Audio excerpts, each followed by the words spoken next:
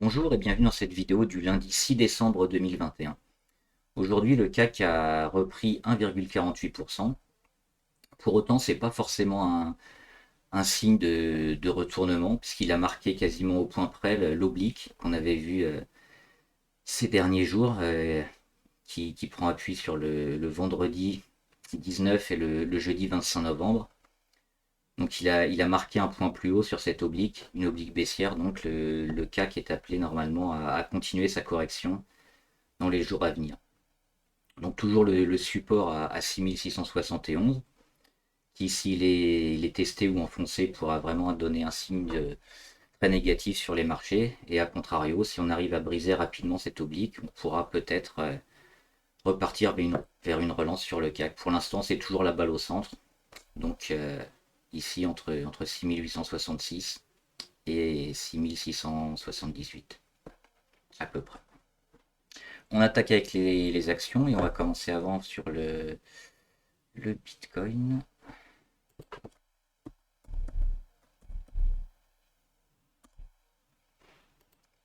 Le Bitcoin, on l'avait vu il y a quelques jours, qui était dans une zone de travail, mais on était plutôt négatif, parce qu'il avait bien dégradé avec le champ de 8 du 18 novembre. Il était passé en dessous de plusieurs moyennes mobiles. Et c'était le cas avec samedi, avec une grosse correction. Il y a même eu une mèche basse, mais il a continué d'enfoncer les plus bas. Donc sur le Bitcoin, on va, on va voir cela comme ça maintenant, avec une oblique ici à casser, pour espérer relancer un mouvement haussier. Mais en ce moment, on est dans de la grosse correction. On est passé sous les Bollinger, on est quasiment sous toutes les moyennes mobiles. Donc, c'est pas le moment d'investir sur le Bitcoin. On va attendre un débordement des 54 000. Bouygues, si ils sont là. Bouygues, ils ont confirmé leur support sur les 29,33 et ça commence à remonter un petit peu. On voit que les volumes sont intéressants depuis un moment, ça se maintient. La MACD est en train de se retourner. On est passé au-dessus des 30 sur le RSI, donc on était vraiment très bas, hein, à 25-27 il y a quelques jours. Donc là, il y a au moins un rebond technique qui a joué sur Bouygues, probablement au contact de la moyenne à 20 jours qui va coïncider avec les 31 euros. Et on verra après si ça peut se continuer à aller plus haut, mais on est dans une phase haussière sur Bouygues. À l'inverse d'Hermès, Hermès que j'ai vadé aujourd'hui, donc vente à découvert sur Hermès, que tous les voyants sont au rouge. On a un retournement de la MACD en négatif, le RSI pareil. On a plusieurs points hauts qui ont été testés sur les 1675 plusieurs fois. Ici le 19, le 30 novembre, le 1er décembre, et ça n'arrive pas à passer. Généralement, ça corrige bien derrière. Ça a été le cas aujourd'hui et personnellement, je vise une zone entre 1403 et 1475 pour racheter Hermès. Donc pour l'instant, très négatif sur cette valeur. On peut encore jouer la VAD dessus. Le grand, où est-ce qu'ils sont le grand? Michael, ils sont là. Le grand, c'est intéressant parce que ça fait une figure de tasse avec anse. Donc ici, on a la tasse, hop, et ensuite on a l'anse. Et ce genre de figure, très souvent, ça casse vers le haut. Donc sur débordement des 99 euros, le grand pourrait bien repartir à la hausse. C'est une valeur qui est assez positive, hein, qui arrête pas de monter depuis le creux Covid qu'on voit ici. Elle a repris sa marche en avant, elle est au-dessus de toutes les moyennes mobiles, donc c'est le moment d'investir sur le grand. Techniquement, on est très propre. McPhee, McPhee qui dégrade un peu, mais qui a bien réagi en fin de séance, hein. Ils perdent seulement 1,47%. Ils étaient souvent autour de -2, -3 pendant la séance. Ils ont rebondi aussi sur leur moyenne à 50 jours. Donc on est toujours pareil dans cette zone de travail entre 24-24 et 20-26. Mais on est très positif. On est au-dessus de l'alerte RSI qu'on avait placée. Et les moyennes mobiles sont en train de s'aplatir, notamment la moyenne à 200 jours. On est très près de la réattaquer encore une nouvelle fois, donc on reste en position sur McPhee. Novacite, on en avait parlé aussi, c'était mercredi, je crois, ou vendredi. Euh, Suite à ce gap-là, on avait misé après le retour ici. Donc on avait mis une alerte sur les 4,50.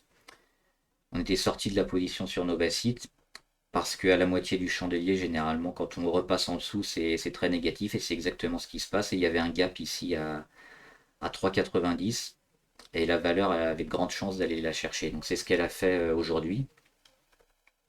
Elle est allée chercher même en dessous les 3,90, 3,85.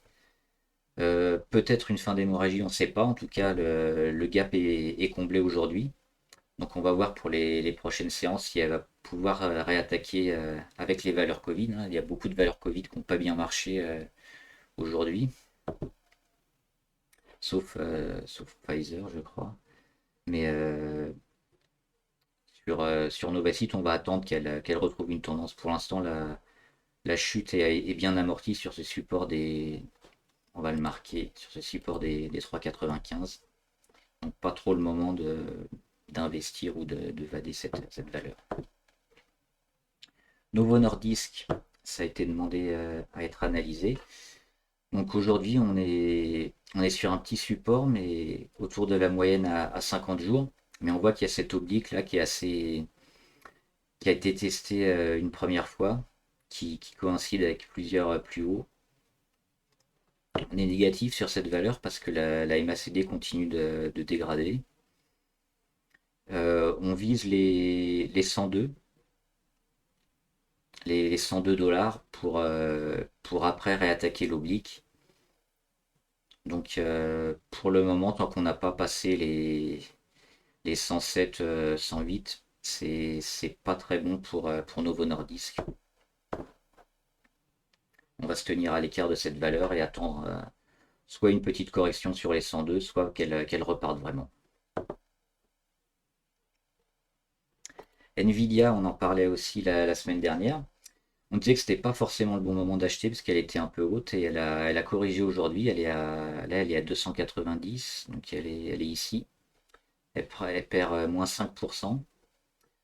Donc c'est ce petit gap qu'on avait vu qui a été comblé aujourd'hui et elle tend vraiment vers les 267 dollars. Donc c'est ça qu'on va aller chercher sur Nvidia. On va attendre qu'elle continue sa correction. Parce que là, elle est montée un peu haut. En plus, elle a essayé d'acheter une autre entreprise et ça a été refusé. Donc le marché aime pas trop. On a la MACD qui est bien haute, qui est en train de se retourner. Il y a tous les voyants, pareil, qui nous montrent une phase de correction sur Nvidia. Donc on va laisser la valeur descendre, attendre qu'elle commence à se retourner pour investir dessus. Donc le premier objectif, ça va être les 267 dollars pour rentrer sur Nvidia.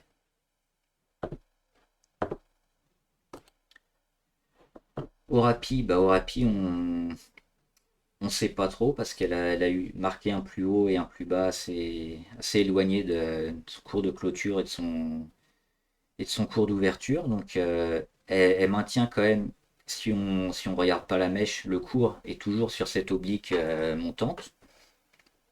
Donc c'est pas encore sauf qui peut sur Orapi.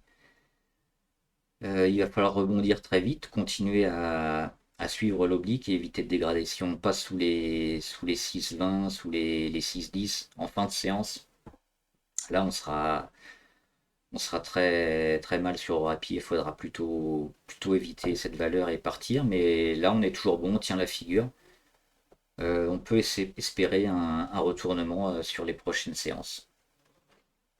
Donc on tient sur Orapi pour l'instant, pas de décision à prendre. Quantum Genomics. Quantum Genomics, ça marche plutôt bien. Elle s'est mise dans un petit range haussier avec pas mal de moyennes mobiles qui ont été percées d'un coup. Donc, même si c'est descendu au cours de la séance, on a pris quand même 4% aujourd'hui. Et on voit la valeur, là, il y a des gros pourcentages à faire. Elle avait cassé sa figure le 1er novembre, donc ça fait un peu plus d'un mois. Ensuite, elle travaille et là, elle se remet à l'attaque. Donc, on est très positif sur Quantum. Le support, on a un support un peu éloigné à 3,92, mais on va plutôt le voir comme ça avec une oblique ici. On va enlever la petite flèche. Hop. Donc le nouveau support, c'est le support oblique qui monte pour Quantum Genomics. Donc très bonne valeur à prendre maintenant. Garder en portefeuille et on vise en premier lieu les 4,68 et voir comment elle va se comporter, mais il y a pas trop de points négatifs sur cette valeur. Technip, on la suivait aussi depuis un moment. On avait vu ce support à 5,10 qui a été un peu testé, finalement qui a tenu. Donc on est dans du rebond, pour l'instant rebond technique. Ça a aussi cassé l'oblique RSI. On est passé au-dessus aujourd'hui. Donc au pire pour un rebond technique sur Technip, justement, c'est intéressant à jouer. On va tester au moins la moyenne à 20 jours, donc sur les 5,70. C'est l'objectif le plus facile à atteindre. Et puis après, on verra s'il y a véritablement un retournement. Mais ici, le support est assez proche. Donc c'est toujours un moment intéressant d'investir dans les valeurs comme ça, parce qu'on a un risque assez faible. Donc si la valeur retombe sous les 5,10, on peut partir en ayant une moins-value assez petite. Voilà, c'est fini. J'espère que la vidéo vous a plu. N'hésitez pas, pardon, de mettre vos valeurs en commentaire si vous voulez qu'on les analyse. Abonnez-vous pour être au courant des dernières vidéos. Bon trade, à plus!